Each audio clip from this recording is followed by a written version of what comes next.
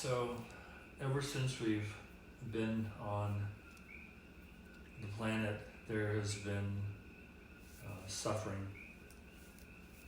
Whether one wants to buy into the Buddhist interpretation that suffering is part of life, or the Christian, it's because we're fallen and we blew it in the Garden of Eden. There's been suffering, and in modern Western medical science, I'll put science in quotation marks, we've come up with a whole slew of diseases, mental emotional diseases, mental emotional disorders.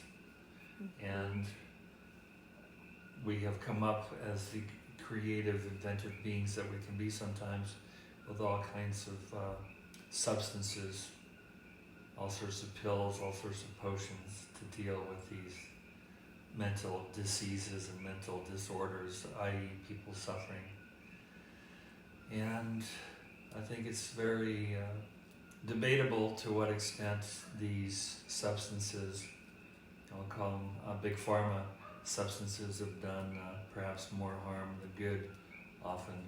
So my question is, now that there's a greater interest in, a greater openness to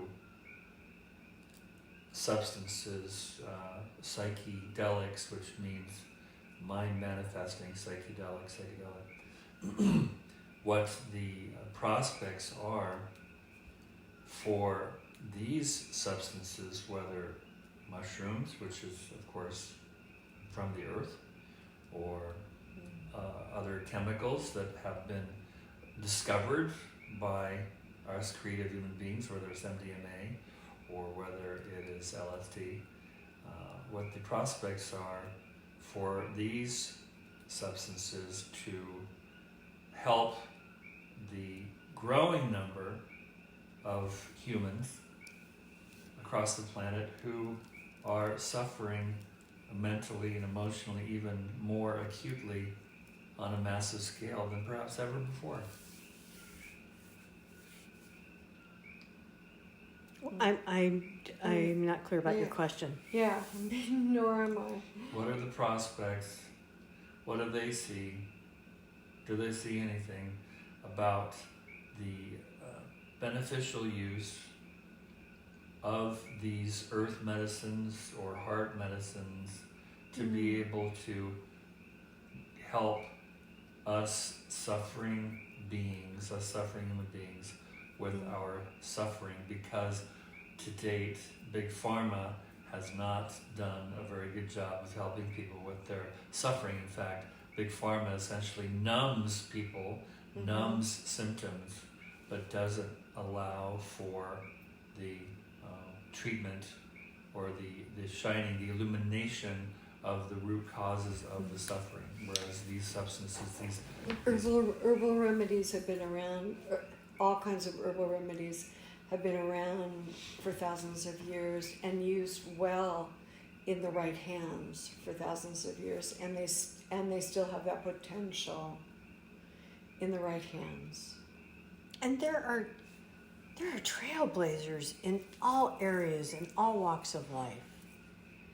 And you may think of Big Pharma, and you would be right to think this in many ways, as you could call them evil or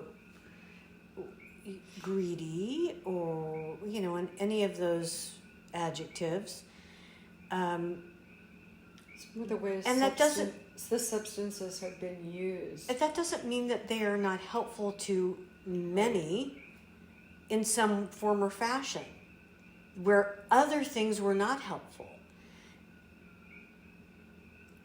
And some of them are helpful to some people